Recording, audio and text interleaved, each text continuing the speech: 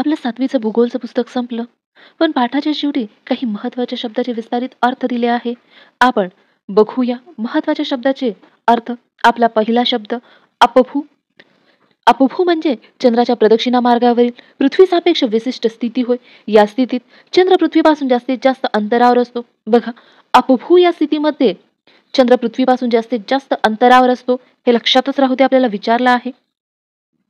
उपभू स्थिती बघूया. चंद्राच्या प्रदक्षिणा मार्गावरील पृथ्वी सापेक्ष विशिष्ट स्थिती होय. या स्थितीत चंद्र पृथ्वीपासून कमीत कमी अंतरावर असतो. बघा, अपभू स्थितीमध्ये आपण काय बघितलं? चंद्र पृथ्वीपासून जास्तीत जास्त अंतरावर असतो आणि उपभू स्थितीमध्ये चंद्र पृथ्वीपासून कमीत कमी अंतरावर असतो. हे दोनही स्थिती लक्षात राहू द्या, आपल्याला आयोग यामध्ये फसवू शकतो. आपण अपभू आणि उपभू स्थितीची आकृती बघूया. या आकृतीमध्ये बघा, आपल्याला उपभू आणि अपभू स्थिती दाखवली आहे. आपण उपभू स्थिती म्हणजे काय बघितलं होतं? पृथ्वीपासून चंद्र कमीत कमी अंतरावर असणे. या ठिकाणी दिसत आहे तुम्हाला, पृथ्वीपासून चंद्र कमीत कमी अंतरावर आहे, म्हणजे ही स्थिती कोणती झाली? उपभू स्थिती झाली. आणि दुसरी स्थिती बघितली होती, पृथ्वीपासून चंद्र जास्तीत जास्त अंतरावर असणे. या स्थितीला आपण काय म्हणतो? अपभू स्थिती म्हणतो. या ठिकाणी दिसत असेल तुम्हाला, कमीत कमी अंतर आणि जास्तीत जास्त अंतर. हे लक्षात राहू दे, आपल्याला विचारले जाते. या ठिकाणी किलोमीटर सुद्धा दिलं आहे, पण हे आपल्याला विचारले जात नाही, म्हणून हे लक्षात घेऊ नका. समोर बघूया, अपसूर्य म्हणजे काय बघूया. पृथ्वीची प्रदक्षिणा मार्गावरील सूर्यापासून जास्तीत जास्त अंतरावरील स्थिती होय. ही स्थिती जुलै महिन्यात येते. बघा, अपभू आणि अपसूर्य मध्ये फरक काय आहे? अपभू या स्थितीमध्ये आपण चंद्र आणि पृथ्वीची गोष्ट करतो आणि अपसूर्य मध्ये आपण पृथ्वी आणि सूर्याची गोष्ट करतो.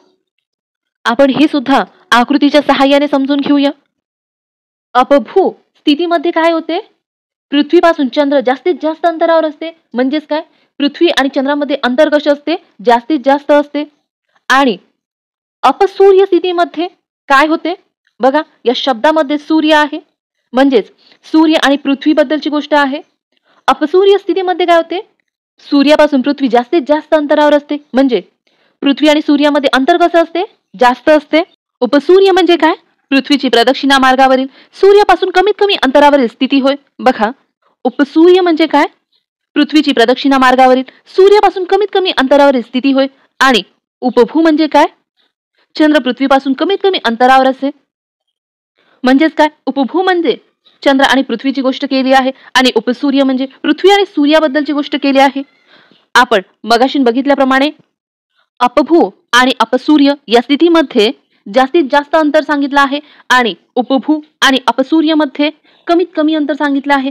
आपल्याला आयोग या प्रकारच्या शब्दामध्ये फसवतो, म्हणून हे शब्द लक्षात ठेवा. समोर बघूया, अपशालन म्हणजे अपक्षयाची एक प्रक्रिया होय. जास्त पाऊस असलेल्या दमट हवामानाच्या प्रदेशात ही प्रक्रिया जास्त कार्यरत असते.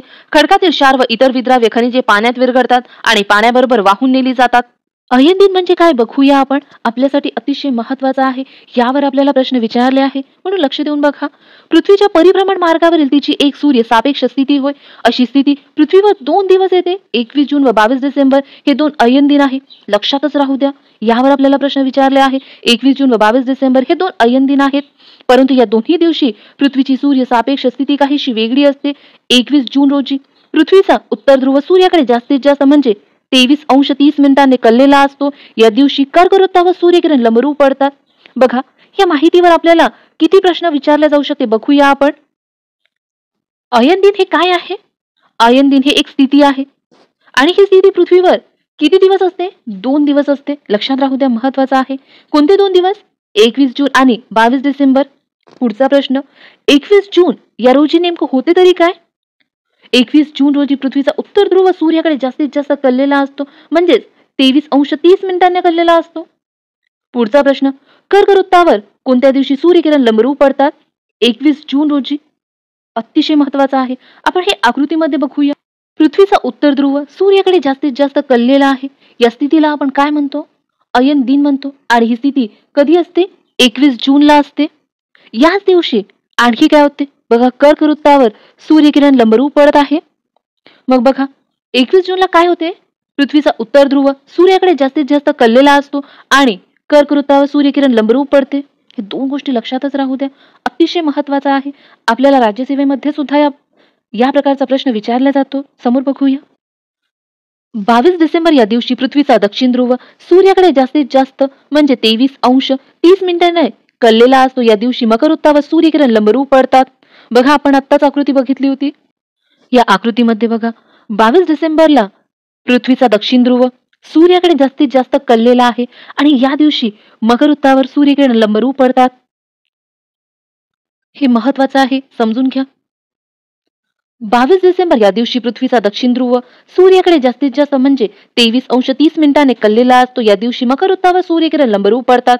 21 जून व 22 डिसेंबरला अनुक्रमे उन्हाळ्यातील अयन दिन व हिवाळ्यातील अयन दिन असे संबोधतात. हे सुद्धा महत्वाचं आहे, लक्षात घ्या. 21 जून हा उत्तर गोलार्धातील सर्वात मोठा दिवस असतो. बघा, 21 जून हा उत्तर गोलार्धातील सर्वात मोठा दिवस असतो, तर 22 डिसेंबर हा दक्षिण गोलार्धातील सर्वात मोठा दिवस असतो. आपण हे आकृतीमध्ये बघूया, तुम्हाला लवकर समजून येईल. या ठिकाणी रात्र आहे आणि या ठिकाणी दिवस आहे. पृथ्वीच्या आसाने पृथ्वीचे 2 समान भाग केले आहे आणि 21 जूनला बघा, दिवस बघा मोठा आहे आणि 22 डिसेंबरला बघा, दक्षिण गोलार्धामध्ये दिवस मोठा आहे. या ठिकाणी दाखवला आहे. ही आकृती तुम्ही स्वतः काढून बघा, म्हणजेच तुमचे डाऊट राहणार नाही आणि नेहमीसाठी लक्षात राहणार. मोठा दिवस, लहान दिवस हे आपण वाचतो, लक्षात ठेवतो, विसरून जातो. त्यामुळे आकृतीच्या सहाय्याने लक्षात राहू द्या. आपण लेक्चरमध्ये सुद्धा सांगितलं आहे की ही आकृती तुम्ही नेहमी काढून बघा जेव्हा तुम्हाला वेळ मिळेल. समोर बघूया. अर्थशास्त्र म्हणजे आर्थिक व्यवस्थापनाचे शास्त्र होय. याच्या अभ्यासाची गरज व्यक्तीपासून राष्ट्रापर्यंत सर्वांनाच असतो. अश्व अक्षांश अतिशय महत्वाचा आहे, लक्ष देऊन बघा. अश्व अक्षांश म्हणजे दोन्ही गोलार्धातील 25 अंश ते 30 अंश अक्षवृत्तीय प्रदेश होय. या प्रदेशात जास्त दाबाचा पट्टा असल्याने हवा बाहेर जाते व प्रदेश सर्वसाधारणतः शांत असतो, म्हणून या पट्ट्याला अश्व अक्षांश असे म्हणतात. बघा, यावर आपल्याला प्रश्न विचारला जाऊ शकते की अश्व अक्षांश काय आहे, तर आपल्याला माहिती हवं. दोन्ही गोलार्धातील 25 अंश ते 30 अंश अक्षवृत्तीय प्रदेश होय. समोरचा प्रश्न असा विचारला जाऊ शकते की 25 अंश ते 30 अंश अक्षवृत्तीय प्रदेशाला अश्व अक्षांश असे का म्हणतात?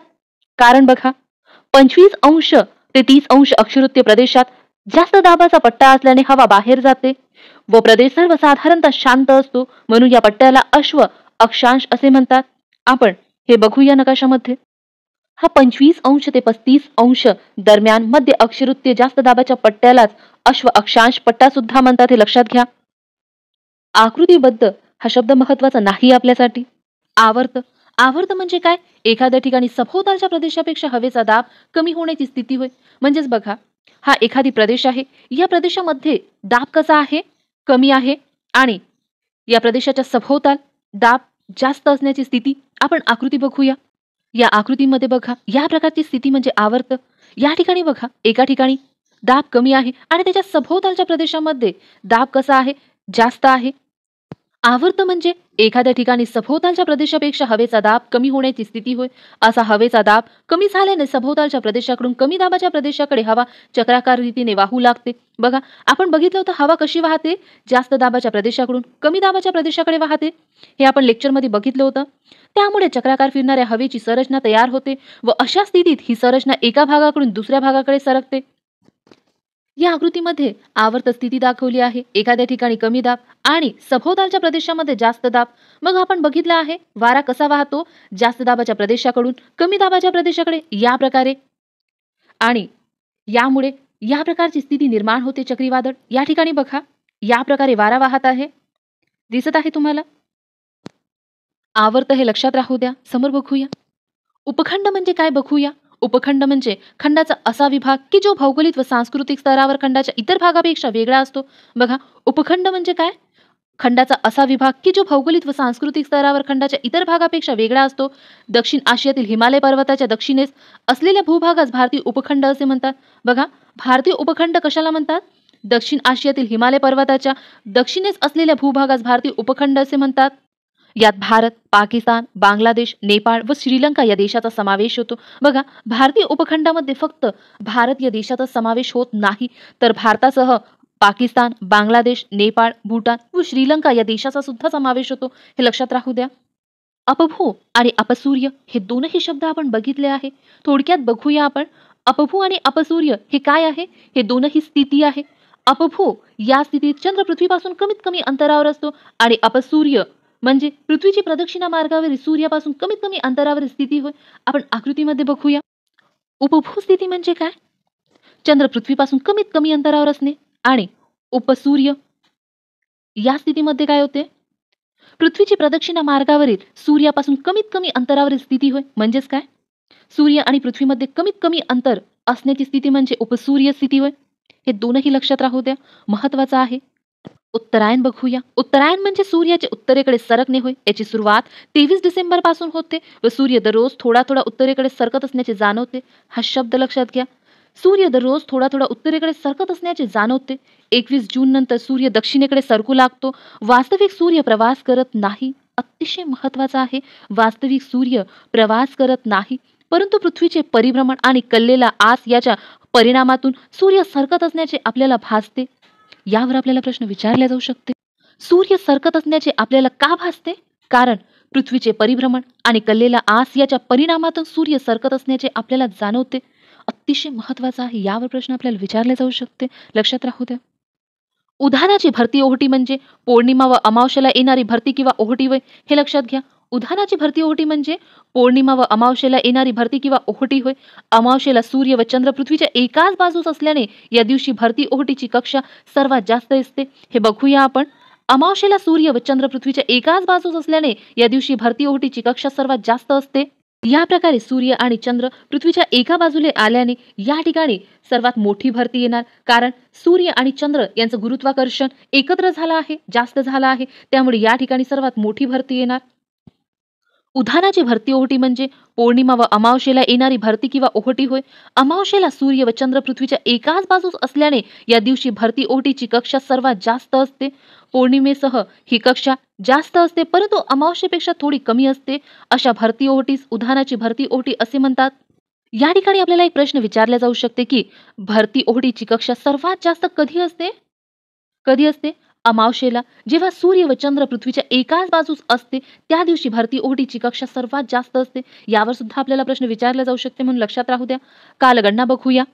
दिवस, महिना व वर्ष ही कालगणनेची मूळ एकके आहे. दिवस व वर्ष ही एकके अनुक्रमे पृथ्वीच्या अक्षीय व कक्षीय गतीचा परिणाम आहे, तर महिना हे एकक चंद्राच्या कक्षीय गतीचा परिणाम आहे. कृष्ण पक्ष म्हणजे पौर्णिमेनंतर प्रतिपदेपासून अमावस्येपर्यंतचा पंधरवडा होय. या काळात चंद्राचा पृथ्वीवरून दिसणारा प्रकाशित भाग दररोज कमी कमी होत जातो. या पंधरवड्यास वद्य पक्ष असेही म्हणतात. हे लक्षात राहू द्या. वद्य पक्ष आपल्याला विचारला आहे. कृषी. कृषी ही बहुल समावेशक संकल्पना आहे. शेती व तिला पूरक अशा अनेक व्यवसायांचा यात समावेश होतो. पशुपालन, दूध उत्पादन, मत्स्यपालन, रेशीम कोड उत्पादन, रोपवाटिका अशा सर्वांना मिळून कृषी असे संबोधले जाते. कृषी पर्यटन. कृषी पर्यटनात कृषी संदर्भातील वेगवेगळ्या कामांची माहिती प्रत्यक्षात शेतावर किंवा कुरणांवर जाऊन घेणे हा महत्वाचा भाग असतो. लोकांना आपण खातो त्या अन्नाचे उत्पादन कसे होते, ते कोण करते याबद्दल असलेल्या उत्सुकतेतून कृषी पर्यटनास सुरुवात झाली. शेतास किंवा कुरणास भेट देणाऱ्या पाहुण्यांपैकी अनेकांचा, विशेषतः लहान मुलाचा हा पहिला अनुभव असतो. भारतात कृषी पर्यटन अलीकडच्या दशकात वाढू लागला आहे. कृषी पर्यटन विकास मंडळातर्फे हे काम केले जाते. 2014 सालापर्यंत महाराष्ट्रात एकूण 214 ग्रामीण वस्त्यामध्ये अशी केंद्रे उघडली आहे. यावर आपल्याला प्रश्न विचारला जाऊ शकते की कृषी पर्यटनाची कामे कोणातर्फे केली जाते, तर आपल्याला माहिती हवं. कृषी पर्यटनाची कामे कृषी पर्यटन विकास मंडळातर्फे केली जाते. कृषी पर्यटन हा व्यवसाय भविष्य काळामध्ये अतिशय फायद्याचा ठरणार आहे. का? कारण तुम्हाला माहिती आहे, कामानिमित्त गावाकडून शहराकडे खूप जास्त स्थलांतर होत आहे. या स्थलांतर होणाऱ्या नवीन पिढींना अर्थातच कृषीबद्दल माहिती नसेल. विशेषतः लहान मुलांना कृषीबद्दल माहिती नसेल, त्यांना कुतूहल निर्माण होईल की आपण खातो ते अन्न उत्पादन कसे होते, ते कोण करते. बघा, यामुळे सुद्धा कृषी पर्यटनात समोर जाऊन खूप जास्त वाव मिळेल, फायद्याचा ठरणार आहे. केंद्रित वस्ती बघूया. केंद्रित वस्ती. वस्त्याचा आकृतीबद्ध हा बहुधा भौगोलिक घटकावर अवलंबून असतो. जेव्हा एखाद्या वस्तीतील इमारती विशिष्ट स्थानाजवळ एकत्र झालेल्या असतात, अशा वस्त्यांना केंद्रित वस्ती असे म्हणतात. बघा, केंद्रित वस्ती कशाला म्हणतात? जेव्हा एखाद्या वस्तीतील इमारती विशिष्ट स्थानाजवळ एकत्रित झालेल्या असतात, अशा वस्त्यांना केंद्रित वस्ती असे म्हणतात. आपण याची आकृती बघूया. या प्रकारे केंद्रित वस्ती असते. आपल्याला आकृती देऊन त्याचे प्रकार ओळखायला सांगू शकते, म्हणून हे आकृती नीट बघा. केंद्रोत्सारी बल आपल्यासाठी महत्वाचं आहे, लक्ष देऊन बघा. केंद्रोत्सारी बल म्हणजे केंद्रापासून दूर जाण्याचे बल होय. केंद्रोत्सारी बल म्हणजे केंद्रापासून दूर जाण्याचे बल होय. स्वतःभोवती फिरणाऱ्या परिवलन करणाऱ्या वस्तूंमधील कणात केंद्रापासून दूर जाण्याची प्रवृत्ती निर्माण होत असते. अशा केंद्रापासून दूर जाण्याच्या बलास केंद्रोत्सारी बल असे संबोधतात. हे आपल्यासाठी महत्वाचं आहे, समजून घेऊया. स्वतःभोवती फिरणाऱ्या, या ठिकाणी आपल्या पृथ्वीची गोष्ट करत आहे. स्वतःभोवती फिरते आपली पृथ्वी. स्वतःभोवती फिरणाऱ्या परिवलन करणाऱ्या, परिवलन म्हणजेच काय? स्वतःभोवती फिरणे. वस्तूंमधील कणात केंद्रापासून दूर जाण्याची प्रवृत्ती निर्माण होत असते.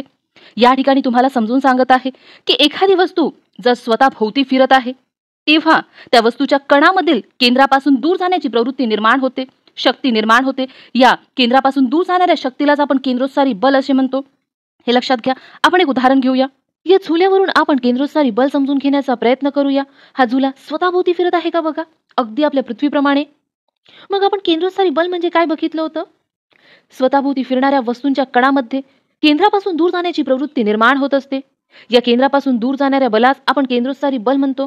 बघा, समजून घेऊया. हा झुला एक वस्तू आहे आणि हा स्वतःभोवती फिरत असल्यामुळे हे छोटे छोटे झुले, या मोठ्या झुल्याचे छोटे छोटे कण आहे. हा झुला स्वतःभोवती फिरत असल्यामुळे याचे कण बघा केंद्रापासून दूर जाण्याचा प्रयत्न करत आहे. या बलास आपण काय म्हणतो? केंद्रोत्सारी बल म्हणतात. हे तुम्हाला कळलं असेल. केंद्रोत्सारी बल म्हणजे काय? स्वतःभोवती फिरणाऱ्या वस्तूंच्या कणामध्ये केंद्रापासून दूर जाण्याची प्रवृत्ती निर्माण होत असते. या केंद्रापासून दूर जाण्याच्या बलास आपण केंद्रोत्सारी बल म्हणतो. या प्रकारे बघा दूर जात असते. समोर बघूया. कंकणाकृती ग्रहण बघण्याआधी आपण ग्रहण म्हणजे काय समजून घेऊया. ग्रहण म्हणजे सूर्यबिंब किंवा चंद्रबिंब झाकले जाणे, म्हणजे अनुक्रमे सूर्यग्रहण किंवा चंद्रग्रहण होय. हे आपण आकृतीमध्ये बघूया. या प्रकारे सूर्य आणि पृथ्वी यांच्यामध्ये चंद्र आल्याने चंद्राचा प्रकाश पृथ्वीवर पडतो आणि आपल्याला पृथ्वीवरून सूर्यबिंब झाकलेले दिसते. सूर्यबिंब झाकणे म्हणजे काय? सूर्यग्रहण होय. आपण पृथ्वीवरून सूर्यग्रहण पाहत असताना आपल्याला सूर्य या प्रकारे दिसतो. या प्रकारे दिसणे म्हणजे हे खंडग्रास ग्रहण होय. आणि या प्रकारे सूर्य दिसला त्याला आपण खग्रास ग्रहण म्हणतो. हे आकृती लक्षात राहू द्या. आपल्याला आकृती देऊन ग्रहण ओळखायला सांगू शकते. आणि बघा तिसरं, या प्रकारे सूर्य दिसतो त्याला कंकणाकृती ग्रहण म्हणतात. आता तुम्हाला कळलं असेल ग्रहण म्हणजे काय आणि कशा प्रकारे दिसते. हे तीनही प्रकार ग्रहणाचे लक्षात राहू द्या. समोर बघूया. ग्रहण, सूर्यबिंब किंवा चंद्रबिंब झाकले जाणे म्हणजे अनुक्रमे सूर्यग्रहण किंवा चंद्रग्रहण होय. सूर्य व पृथ्वी यांच्यामध्ये चंद्र आल्याने सूर्यबिंब झाकले जाते. बघा, सूर्यबिंब कधी झाकले जाते? जेव्हा सूर्य व पृथ्वी यांच्यामध्ये चंद्र आल्याने सूर्यबिंब झाकले जाते. चंद्र ज्यावेळी पृथ्वीच्या सावलीतून प्रवास करतो त्यावेळी चंद्रबिंब झाकले जाते. बघा, चंद्रबिंब कधी झाकले जाते? चंद्र ज्यावेळी पृथ्वीच्या सावलीतून प्रवास करतो त्यावेळी चंद्रबिंब झाकले जाते. हे आपण बघूया आकृतीत. बघा, या प्रकारे चंद्र पृथ्वीच्या सावलीतून जाईल त्यावेळेस चंद्रबिंब झाकले जाईल आणि आपल्याला चंद्रग्रहण दोन प्रकारे दिसेल. या प्रकारे पूर्ण चंद्र झाकला जाईल आणि दुसरा अर्धा चंद्र झाकला जाईल. अर्धा चंद्र झाकला जाईल म्हणजेच खंडग्रास ग्रहण होय आणि पूर्ण खग्रास ग्रहण होय. हे लक्षात राहू द्या. चंद्र ज्यावेळी पृथ्वीच्या सावलीतून प्रवास करतो त्यावेळी चंद्रबिंब झाकले जाते. अशी स्थिती केवळ सूर्य, चंद्र व पृथ्वी हे तीनही खगोल जेव्हा एकाच सरळ रेषेत येतात तेव्हाच होते. परंतु सर्वच अमावस्या किंवा पौर्णिमेना ग्रहण होत नसतात, कारण पृथ्वी व चंद्राच्या कक्षा एकमेकाशी सुमारे 5 अंशाचा कोन करतो. हे अतिशय महत्वाचं आहे. बघा, यावर आपल्याला प्रश्न विचारला जाऊ शकते की सर्वच अमावस्या किंवा पौर्णिमेना ग्रहण का होत नसतात? कारण तुम्हाला माहिती हवं, पृथ्वी व चंद्राच्या कक्षा एकमेकाशी सुमारे 5 अंशाचा कोन करतात. हे लक्षात राहू द्या. चंद्रकला म्हणजे पृथ्वीवरून दिसणाऱ्या चंद्राच्या प्रकाशित भागाचा रोज बदलता आकार होय. बघा, चंद्रकला म्हणजे काय? पृथ्वीवरून दिसणाऱ्या चंद्राच्या प्रकाशित भागाचा रोज बदलता आकार होय. आपण आकृतीमध्ये बघूया. बघा, या प्रकारे अमावस्येला चंद्र दिसत नाही, त्यानंतर आपल्याला थोडासा चंद्र दिसतो, त्यानंतर आणखी थोडा, त्यानंतर आणखी थोडा आणि पौर्णिमेला पूर्ण चंद्र दिसतो. या बदलत्या आकारांना चंद्रकला म्हणतात. हे लक्षात राहू द्या. जलसिंचन, पिकांसाठी पावसाशिवाय स्वतंत्ररित्या पाणी उपलब्ध करून देणे म्हणजे जलसिंचन होय. पिकांसाठी पाणी हे अत्यंत आवश्यक असते. केवळ पावसाच्या पाण्यावर पीक घेणे अनेकदा अवघड बनते. अशा वेळी कालवे, विहिरी, तळी, जलाशय इत्यादी मधून पिकास पाणी पुरवले जाते, त्यास जलसिंचन असे म्हणतात. सुनामी म्हणजे सागरी तणाव भूकंप झाल्यामुळे निर्माण होणाऱ्या प्रचंड सागरी लाटा होय. सुनामी लाटा ज्या किनारी भागात पोहोचतात तेथे मोठ्या प्रमाणात जीवित व वित्त हानी होते. दलाल, उत्पादक व ग्राहक यामधील दुवा होय. कोणत्याही उत्पादित मालाचे ग्राहक हे एका ठिकाणी केंद्रित नसतात, तर ते दूरवर विखुरलेले असतात. अशा स्थितीत उत्पादकाला आपला माल ग्राहकापर्यंत पोहोचवणे अवघड बनते. त्यामुळे उत्पादक व ग्राहक यांच्या दरम्यान संबंध प्रस्थापित करण्याची गरज निर्माण होते. दलाल ही भूमिका पार पाडतात. सुनामी लाटांवर आपल्याला प्रश्न विचारला आहे म्हणून हे लक्षात राहू द्या. आपल्याला जोड्या लावामध्ये विचारला जाऊ शकते. दक्षिणायन म्हणजे सूर्याचे दक्षिणेकडे सरकणे होय. याची सुरुवात 21 जून पासून होते व सूर्य दररोज थोडा थोडा दक्षिणेकडे सरकत असल्याचे जाणवते. 23 डिसेंबर नंतर सूर्य उत्तरेकडे सरकू लागतो. वास्तविक सूर्य प्रवास करत नाही, हे लक्षात घ्या. वास्तविक सूर्य प्रवास करत नाही, परंतु पृथ्वीचे परिभ्रमण आणि कललेला आस याच्या परिणामातून सूर्य सरकत असल्याचे आपल्याला जाणवते. यावर आपल्याला प्रश्न विचारला जाऊ शकते की सूर्य सरकत असल्याचे आपल्याला का जाणवते? कारण पृथ्वीचे परिभ्रमण आणि कललेला आस यांच्या परिणामातून सूर्य सरकत असल्याचे आपल्याला जाणवते. नॉट्स, वाऱ्याचा वेग सांगणारे एकक. जेव्हा वाऱ्याचा वेग 1 सागरी मैल प्रति तास असतो तेव्हा त्यास 1 नॉट्स असे म्हणतात. बघा, तुम्हाला फक्त एवढं लक्षात ठेवायचं आहे. नॉट्स म्हणजे काय? वाऱ्याचा वेग सांगणारे एकक. यावर भूगोलमध्ये आपल्याला जोड्या लावामध्ये प्रश्न विचारला जाऊ शकते किंवा सायन्समध्ये वन लाइनर क्वेश्चन विचारला जाऊ शकते. हे लक्षात राहू द्या. पर्यटन, पर्यटन हा एक सेवा व्यवसाय आहे. बघा, पर्यटन काय आहे? एक सेवा व्यवसाय आहे. यात पर्यटकांना आवश्यक असणाऱ्या विविध सेवा पुरवल्या जाते, जसे निवास, खानपान, वाहतूक, संदेश वाहन इत्यादी. तसेच पर्यटन स्थळाची देखभाल यांचा समावेश होतो. पश्चिमी वारे म्हणजे पश्चिमेकडून येणारे वारे होय. मध्य अक्षवृत्तीय जास्त दाबाच्या पट्ट्याकडून उपध्रुवीय कमी दाबाच्या पट्ट्याकडे वाहणारे ग्रहीय वारे. तुम्ही फक्त एवढं लक्षात राहू द्या. पश्चिमी वारे म्हणजे काय? पश्चिमेकडून येणारे वारे. आणि वारे कसे वाहतात? जास्त दाबाच्या पट्ट्याकडून कमी दाबाच्या पट्ट्याकडे वाहतात. हे दोनच गोष्टी लक्षात राहू द्या. पाणलोट क्षेत्र बघूया. पाणलोट क्षेत्र म्हणजे नदीच्या खोऱ्याचा भाग होय. ज्या ज्या क्षेत्रातून नदीला पाण्याचा पुरवठा होतो ते सर्व क्षेत्र म्हणजे नदीचे पाणलोट क्षेत्र होय. हे बघूया आपण. या प्रकारे एक मुख्य नदी आहे.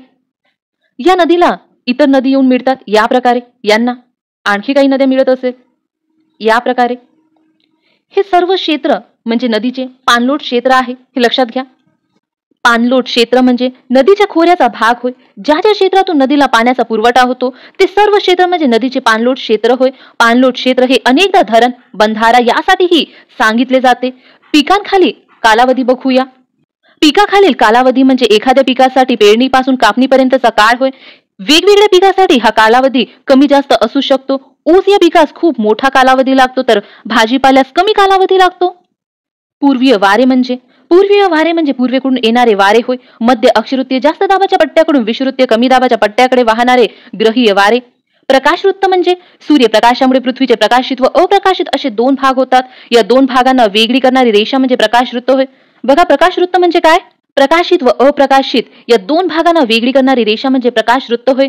प्रकाशवृत्त हे एक बृहद्वृत्त आहे. हे वृत्त काल्पनिक नाही. बघा, हे लक्षात घ्या. प्रकाशवृत्त हे काल्पनिक वृत्त नाही. आपल्याला देऊ शकते की अक्षवृत्त व रेखावृत्त या प्रकारे प्रकाशवृत्त सुद्धा काल्पनिक वृत्त आहे. हे आहे का? नाही. हे लक्षातच राहू द्या. आयोग आपल्याला यावर फसवू शकते. प्रकाशवृत्त हे काल्पनिक वृत्त नसून ते सदैव पृथ्वीच्या पृष्ठभागावर प्रत्यक्षात अस्तित्वात असते. पृथ्वीच्या परिवलनामुळे त्याचे स्थान सारखे बदलत असते. प्रतिपादी बिंदू कोणत्याही एका ठिकाणाच्या नेमक्या विरुद्ध बाजूस असलेला बिंदू होय. हा बिंदू पृथ्वीतून जाणाऱ्या काल्पनिक व्यास रेषेच्या अनुरोधाने निश्चित केला जातो. प्रत्यावर्त एखाद्या प्रदेशात हवेचा दाब आसपासच्या प्रदेशापेक्षा जास्त वाढतो. म्हणजेच बघा, या एखाद्या प्रदेशात हवेचा दाब आसपासच्या प्रदेशापेक्षा जास्त वाढतो म्हणजे या ठिकाणी जास्त दाब आणि या ठिकाणी कमी दाब या प्रकारची स्थिती. अशा वेळी केंद्रीय जास्त दाबाच्या प्रदेशाकडून सभोवतालच्या कमी दाबाच्या प्रदेशाकडे वारे वाहू लागतात. या प्रकारे हवेची हालचाल सुरू होते. अशा केंद्राकडून बाह्य भागाकडे चक्राकार गतीने वाहणाऱ्या वाऱ्यांना प्रत्यावर्ती वारे म्हणतात. बघा, या प्रकारे वाहणाऱ्या वाऱ्यांना प्रत्यावर्ती वारे म्हणतात. याची आकृती पुस्तकामध्ये दिली आहे, बघूया आपण. या प्रकारे एखाद्या प्रदेशामध्ये जास्त दाब निर्माण होतो आणि सभोवतालच्या प्रदेशामध्ये कमी दाब निर्माण होतो. अशा केंद्राकडून बाहेरच्या भागात वाहणाऱ्या वाऱ्यांना प्रत्यावर्त असे म्हणतात. हे लक्षात राहू द्या. आपल्याला यावर प्रश्न विचारला जाऊ शकते. समोर बघूया. बदाऊन हे अरबस्थानातील एक भटकी जमात आहे. हे लक्षातच राहू द्या. बदाऊन काय आहे? अरबस्थानातील एक भटकी जमात आहे. भूगोलमध्ये आपल्याला जमात व प्रश्न विचारले जाते जोड्या लावामध्ये, म्हणून हे लक्षातच राहू द्या. बदाऊन काय आहे? अरबस्थानातील एक भटकी जमात आहे. बार्ली हे एक तृणधान्य असून समशीतोष्ण प्रदेशातील महत्वाचे खाद्यान्न आहे. हे अगदी सुरुवातीपासून पिकवल्या गेलेल्या धान्यांपैकी एक असून विशेषतः युरेशियामध्ये सुमारे 13,000 वर्षापासून याचे उत्पादन घेतले जात आहे. याचा उपयोग जनावरांचे खाद्य म्हणून केला जातो. हे सहज आंबवता येते, त्यामुळे याचा उपयोग मद्यार तयार करण्यासाठी केला जातो. भरती ओहोटी म्हणजे सूर्य व चंद्राचे गुरुत्वाकर्षण व पृथ्वीवर कार्यरत असलेल्या केंद्रोसारी प्रेरणा यांच्या एकत्रित प्रभावामुळे सागरी जलाच्या पातळीत होणारी वाढ म्हणजे भरती, तर घट म्हणजे ओहोटी होय. यावर आपल्याला प्रश्न बनू शकते की भरती ओहोटी म्हणजे काय? तर सागरी जलाच्या पातळीत होणारी वाढ म्हणजे भरती, तर घट म्हणजे ओहोटी होय. दुसरा प्रश्न बनू शकतो की भरती व ओहोटी कशामुळे येते? सूर्य व चंद्राचे गुरुत्वाकर्षण व पृथ्वीवर कार्यरत असलेल्या केंद्रोत्सारी प्रेरणा याच्या एकत्रित प्रभावामुळे भरती ओहोटी होते, हे लक्षात राहू द्या. भारती हे भारत सरकारचे अंटार्क्टिका खंडावरील संशोधन केंद्र आहे.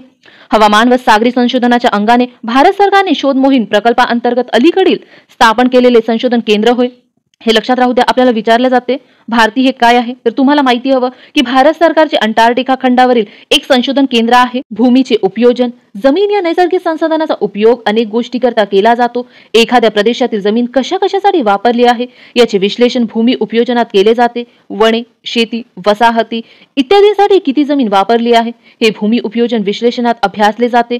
भूमी उपयोजनाचा आकृतीबद्ध तयार होत असतो. तुम्ही फक्त एवढं लक्षात ठेवा, एखाद्या प्रदेशातील जमीन कशा कशासाठी वापरली आहे याचे विश्लेषण भूमी उपयोजनात केले जाते. एवढंच लक्षात घ्या. भांगाची भरती ओहोटी बघूया.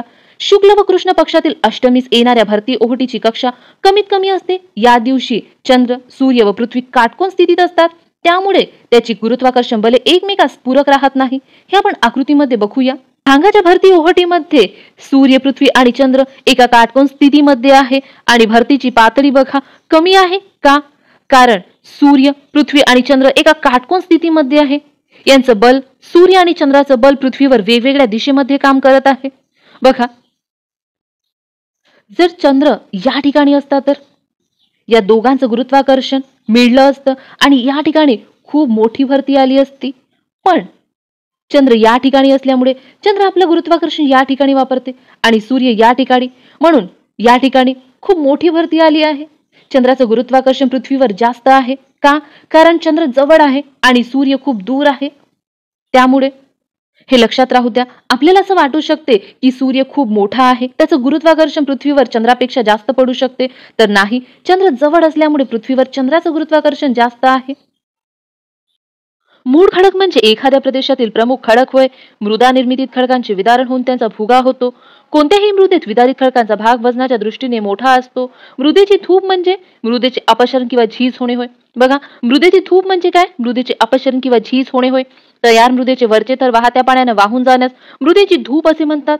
या वरच्या थरामध्ये ह्युमसचे प्रमाण अधिक असते. असे थर वाहून गेल्याने जमिनीची सुपीकता कमी होते. मृदा अवनती म्हणजे मृदेचा गुणात्मक ह्रास होय. हे लक्षात राहू दे. आपल्याला यावर प्रश्न विचारला जाते. तर अवनती म्हणजे काय हे तुम्हाला माहिती हवं. मृदा अवनती म्हणजे मृदेचा गुणात्मक ह्रास होय.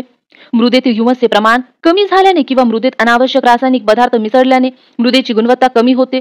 रासायनिक खताचा अतिरेक वापर तसेच रासायनिक कीटकनाशके व तृणनाशके जास्त प्रमाणात वापरल्याने मृदेची अवनती घडून येते. हे सुद्धा कारण तुम्हाला माहिती पाहिजे. मृदेची अवनती कशामुळे घडून येते? रासायनिक खताचा अतिरेक वापर, रासायनिक कीटकनाशके व तृणनाशके जास्त प्रमाणात वापरल्याने मृदेची अवनती घडून येते. हे लक्षातच राहू द्या. आपल्याला राज्यसेवेमध्ये सुद्धा यावर प्रश्न विचारले आहे. समोर बघूया. मनुष्यबळ म्हणजे एखाद्या कार्यासाठी आवश्यक असलेली मानवी बळ होय.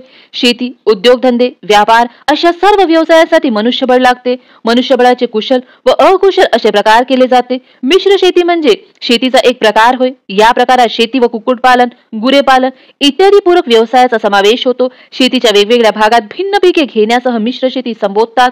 एकाच शेतात वेगवेगळी पिके आंतरपीक पद्धतीने घेणे हा देखील मिश्र शेती प्रकाराचा भाग आहे. रेषाकृती वस्ती बघूया. वस्तीचा विकास एखाद्या रेषात्मक घटकांच्या अनुरोधाने झाला असेल तर घराची मांडणी देखील रेषात्मक बनते. वस्तीच्या अशा आकृतीबंधास रेषात्मक वस्ती असे संबोधतात. रस्ता, कालवा, नदी किंवा समुद्र किनाऱ्यालगत अशा वस्ती आढळून येतात. लोकसंख्या म्हणजे काय? एखाद्या प्रदेशातील विशिष्ट वेळी असलेली एकूण लोकसंख्येची संख्या होय. हे लक्षात राहू द्या. लोकसंख्या म्हणजे काय? एखाद्या प्रदेशातील विशिष्ट वेळी असलेली एकूण लोकांची संख्या होय. वसाहत काळ पश्चिम युरोपीय देशांनी 14व्या शतकानंतर इतर सर्व खंडात स्थलांतरातून किंवा व्यापाराच्या दृष्टीने संबंध प्रस्थापित केले. नंतर त्या त्या प्रदेशात राजकीय सत्ता काबीज केली. हे प्रदेश वसाहती म्हणून समजल्या जाऊ लागल्या. या वसाहती युरोपातील वेगवेगळ्या देशाच्या अधिपत्याखाली होत्या.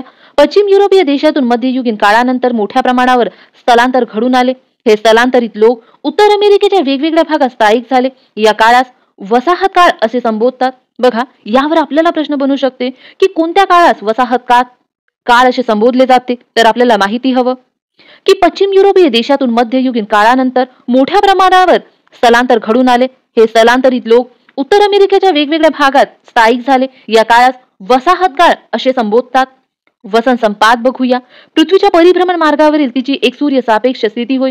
ही स्थिती 23 मार्च रोजी होते. या स्थितीत पृथ्वीचे दोन्ही ध्रुव सूर्यापासून समान अंतरावर असतात व विषुववृत्तापासून सूर्याची किरणे लंबरूप पडतात. या दिवशी पृथ्वीवर सर्वत्र दिनमान व रात्रमान सारखे म्हणजे 12-12 तासाचे असते.